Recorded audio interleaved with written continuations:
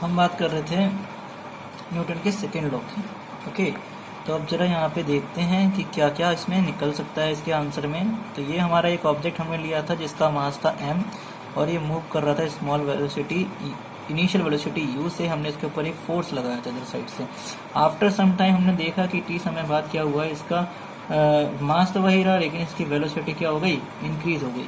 Okay, क्योंकि हमने force लगाया था, हम किसी चीज़ पे धक्का मारेंगे, ऑब्वियस सी बात है उसकी वेलोसिटी पहले से ज़्यादा हो जाएगी या फिर वो रुक जाएगी, दोनों में से एक केस होगा। हम यहाँ पे उसकी वेलोसिटी अभी बढ़ा रहे हैं। ओके, अब वेलोसिटी चेंज हो रही है विथ रिस्पेक्ट टू टाइम। जब भी वेलोसिटी चेंज होगी एक्चुअल में हमें वो क्या बताएगा, एक्सेलरेशन बताएगा।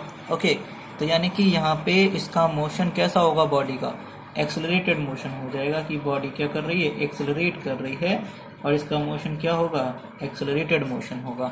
ओके, अब जरा इसका दोनों कंडीशन में हम देख लेते हैं मोमेंटम। इस कंडीशन में देखते हैं मोमेंटम क्या होगा, P इक्वल टू हो जाएगा mu। इस कंडीशन में मोमेंटम हो जाएगा P इक्वल टू mv। इसको सपोज हम कहते हैं P1, इसको हम बोल देते हैं P2। ओके, तो according to the second law that whenever we apply any force on an object, then the rate of change of momentum is directly proportional to the applied force। पहले हम इसमें निकालेंगे चेंज ऑफ मोमेंटम कि momentum में कितना change आ रहा है। ठीक है, तो चेंज इन मोमेंटम कैसे निकलेगा, बाद वाले मोमेंटम में से हम इनिशियल मोमेंटम निकाल दें, मतलब सब्सट्रैक्ट कर दें। तो बाद वाला मोमेंटम था कितना हमारा, एम वी, और इनिशियल कितना था, एम यू। ओके, एम अगर कॉमन ले लें तो इसका मोमेंटम हो गया v माइनस यू। ओके, अब इस केस में हम देख सकते हैं चेंज इन मोमेंटम तो निकल गया, लेकिन हमें निकालना है rate of change of momentum, rate of change of momentum. तो इस केस में क्या हो जाएगा, सिंपली हमें कुछ नहीं करना है, इसमें हमें इसके नीचे t लगा देना है। ये t हमें बता रहा है कि ये जो चेंज आ रहा है, हमने जो चेंज यहाँ पे निकाला है वो चेंज आ रहा है विथ रिस्पेक्ट टू टाइम। समय के साथ मोमेंटम चेंज हो रहा है ना, इसीलिए हमने इसको बोल दिया rate of change of momentum बोल दिया। ओके, अब अकॉर्डिंग टू डेफिनेशन क्या है, अकॉर्डिंग टू लॉ क्या है, that rate of change of momentum of any object is directly proportional to the applied force. अब मान लो अप्लाइड फोर्स कितना लगाया हमने, F लगाया। ओके, तो डायरेक्टली प्रोपोर्शनल, प्रोपोर्शनल का साइन होता है ये वाला। ठीक है, ये डायरेक्टली प्रोपोर्शनल हो जाएगा इस चेंज इन मोमेंटम के।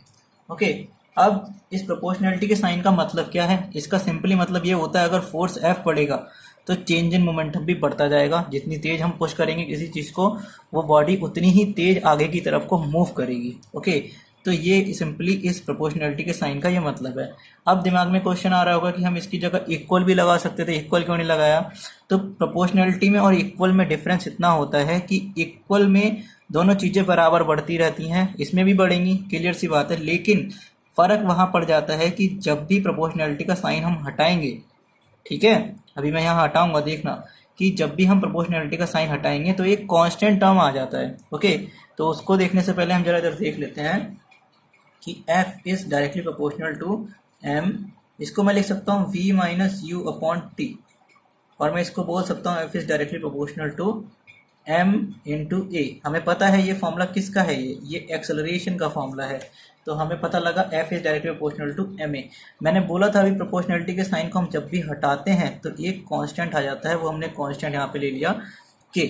ओके, तो यानी कि F इक्वल टू के एम ए बन गया। अभी ये क्या है, कांस्टेंट है। एक्सपेरिमेंटली इसकी वैल्यू कितनी मानी गई, 1 मानी गई।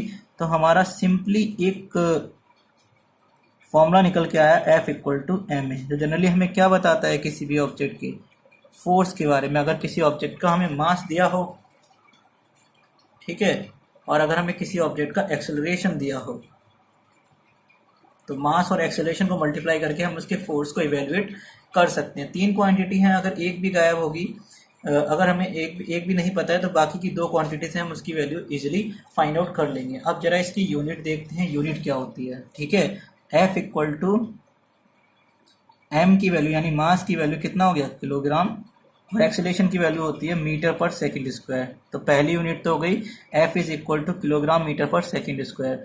सेकंड यूनिट इसकी हो जाएगी, इसी को हम सिंपली रिसॉल्व करके बोल देते हैं न्यूटन, और सिंपली डिनोट करते हैं कैपिटल एन से। अगर तुमने किसी चीज़ को लिखा है 2 किलोग्राम मीटर पर सेकेंड स्क्वायर, ये भी फोर्स है, तुम इसको शॉर्ट फॉर्म में लिख दोगे कन्वीनियंस के लिए, 2 न्यूटन का फोर्स हम लगा रहे हैं इसके ऊपर। ओके, तो यानी कि इसकी यूनिट क्या हो जाएगी, न्यूटन हो जाएगी। ठीक है, और फोर्स क्या है, एक वेक्टर क्वांटिटी होगी। Okay, it will be what, a vector quantity. तो सिंपली ये क्या था हमारा second law of motion. Okay,